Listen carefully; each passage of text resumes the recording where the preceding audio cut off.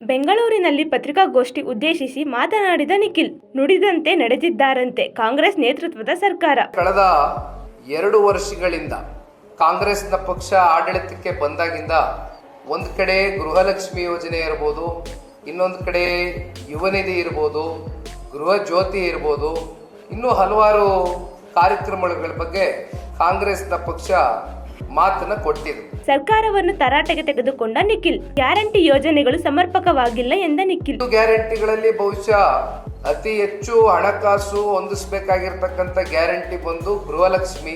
ಪ್ರತಿ ತಿಂಗಳು 2,000 ಕೋಟಿ ಅಂದ್ರೆ ವರ್ಷಕ್ಕೆ 24,000 ಕೋಟಿಯಷ್ಟು ಗೃಹಲಕ್ಷ್ಮಿಗೆ ನಾಡಿನ ರಾಜ್ಯದಲ್ಲಿ ಇರ್ತಕ್ಕಂಥ ಮಹಿಳೆಯರಿಗೆ ಒಂದು ಮಹಿಳೆಯರ ಸಬಲೀಕರಣ ಮಾಡ್ತೇವೆ ಅಂತಕ್ಕಂಥದ್ರ ಬಗ್ಗೆ ಒಂದು ದೊಡ್ಡ ಸಮಾವೇಶವನ್ನ ಆಯೋಜನೆ ಮಾಡಿದ್ರು ಪ್ರಾರಂಭಿಕ ಹಂತದಲ್ಲಿ. ಆ ಒಂದು ಸಮಾವೇಶದಲ್ಲಿ ಕಾಂಗ್ರೆಸ್ನ ಕೇಂದ್ರದ ನಾಯಕರುಗಳು ಬಂದಿದ್ರು.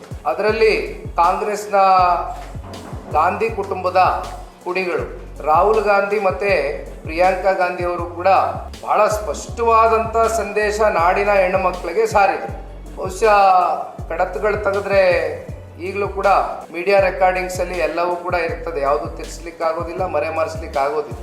ಪಾಪ ಕಾಂಗ್ರೆಸ್ನ ಕೇಂದ್ರದ ನಾಯಕರು ರಾಹುಲ್ ಗಾಂಧಿ ಅವರು ಕಟಾಕಟ್ ಪ್ರತಿ ತಿಂಗಳು ಹೆಣ್ಣು ಮಕ್ಕಳ ಖಾತೆಗಳಿಗೆ 2,000 ರೂಪಾಯಿ ಗೃಹಲಕ್ಷ್ಮಿ ಯೋಜನೆ ಜಮಾ ಮಾಡ್ತೀವಿ ಅಂತ ಹೇಳಿದ್ರು. ಬಹುಶಃ ಇವತ್ತು ಎಲ್ಲರಲ್ಲೂ ಪ್ರಶ್ನೆ ಉದ್ಭವ ಆಗಿರ್ತಕ್ಕಂಥದ್ದು, ಅದರಲ್ಲೂ ವಿಶೇಷವಾಗಿ ನಾಡಿನ ಹೆಣ್ಣು ಮಕ್ಕಳಲ್ಲಿ ಏನೋ ಕಟಾಕಟ್ ಅಂದ್ರಲ್ಲ, ಇಲ್ಲಿ ಎಲ್ಲ ಕಟ್ ಆಗ್ತಾ ಇದೆಯಲ್ಲ, ಕಟ್ ಮಾಡಿ ಕೊಡ್ತಾ ಇದಾರಲ್ಲ, ಇದು ಏನು ಅಂತ ಪಾಪ ಬಹಳ ಕನ್ಫ್ಯೂಷನ್ ಅಲ್ಲಿ ಇದ್ದಾರೆ ನಾಡಿನ ಹೆಣ್ಮಕ್ಳು. ಬಹುಶಃ ಈ ಗೃಹಲಕ್ಷ್ಮಿ ಯೋಜನೆ ಅಂತಕ್ಕಂಥದ್ದು ಒಂದ್ ಕಡೆ ನರೇಂದ್ರ ಮೋದಿಜಿ ಅವರು ಕೊಟ್ಟಂತ ಮಾತನ್ನು ಉಳಿಸ್ಕೊಂಡಿದ್ದಾರೆ. ಅಲ್ಲೇನು ಟೆಕ್ನಿಕಲ್ ಪ್ರಾಬ್ಲಮ್ಸ್ ಇಲ್ಲ, ಅಲ್ಲಿ ಯಾವುದೋ ತಾಂತ್ರಿಕ ದೋಷಗಳು ಕಾಣ್ತಾ ಇಲ್ಲ.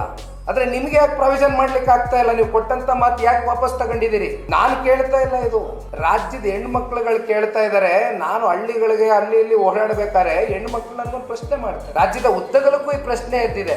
ನಮ್ಗೆ ತಿಂಗಳ ಗೃಹಲಕ್ಷ್ಮಿ ಯೋಜನೆ ನಮ್ಮ ಖಾತೆಗಳಿಗೆ ಜಮಾ ಮಾಡ್ತೀನಿ ಅಂತ ಮಾತು ಕೊಟ್ಟಿದ್ರು, ನಮ್ಗೆ ದುಡ್ಡು ಬರ್ತಾ ಇಲ್ಲ ಅಂತ ಅಂತಾರೆ ಪಾಪ ನಮ್ಮ ಹೆಣ್ಮಕ್ಳು. ದಯಮಾಡಿ ಉತ್ತರ ಕೊಡಿ ಕಾಂಗ್ರೆಸ್. ನೀವು ಕೊಟ್ಟಂತದ್ದೇನು ಬಹಳ ಸ್ಪಷ್ಟವಾದಂತ ನುಡಿದಂತೆ ನಡಿತೇವೆ, ನುಡಿದಂತೆ ನಡೆದಿದ್ದೇವೆ, ಈಗ ಆಲ್ರೆಡಿ ನಡೆದು ಬಿಟ್ಟಿದ್ದೇವೆ. ನೀವು ನುಡಿದಿದ್ದೇನು, ನೀವು ನಡೀತಾ ಇರೋದೇನು? ಈ ಸರ್ಕಾರ ನಡೆಸ್ತಾ ಇರ್ತಕ್ಕಂಥ ಮುಖ್ಯಮಂತ್ರಿಗಳು, ಉಪಮುಖ್ಯಮಂತ್ರಿಗಳು, ಸಚಿವ ಸಂಪುಟದಲ್ಲಿ ಇರ್ತಕ್ಕಂಥ ಎಲ್ಲ ಮಂತ್ರಿಗಳು ದಯಮಾಡಿ ರಾಜ್ಯದ ಉದ್ದಗಲಕ್ಕೂ ನಮ್ಮ ಹೆಣ್ಣು ಮಕ್ಕಳ ಧ್ವನಿಯಾಗಿ ಕೇಳ್ತಾ ಇದ್ದೀನಿ. ಕ್ಯಾಲೆಂಡರ್ ತಗೋಬರ್ತೀನಿ, ಆ ಕ್ಯಾಲೆಂಡರ್ ದಿನಾಂಕ ಯಾವತ್ತು ನೀವು ಇವೆಲ್ಲವನ್ನ ಪೂರೈಸ್ತೀರಾ ಅಂತಕ್ಕಂಥದ್ರ ಬಗ್ಗೆ ದಯಮಾಡಿ ಸ್ಪಷ್ಟವಾದಂತ ನೀವು ನಿಲುವು ಕೊಟ್ಬಿಟ್ರೆ ಇದು ನಮಗೆ ಬೇಕಾಗಿರೋದು. ಅದಕ್ಕೋಸ್ಕರ ಇವತ್ತು ನಾನು ಪ್ರೆಸ್ ಮೀಟ್ ಕರೆದಿದ್ದೀನಿ.